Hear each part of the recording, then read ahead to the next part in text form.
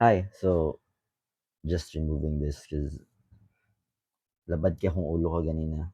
Anyway, I'm gonna share a very inspiring story now about a person, especially nowadays there's a Philippines nga daghang kay issue ng kayo. So, there was this one person who overheard someone nga nangayog tabang kay nalunod lagi daw siya. Nasa sa may bandang um, sa may dagat banda. So, ignoran nato sa coastal road no diri sa Cagayan de Oro. Ana ang sige taay tong patabangin siya nga, "Tabang, tabang, di ako bulong-bulangoy, di ako bulong-bulangoy."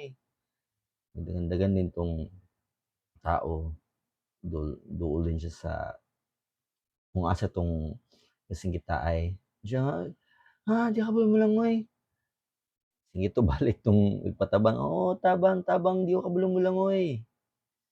Sige tubag din nga, "Uy, paginiro para maluwas ka."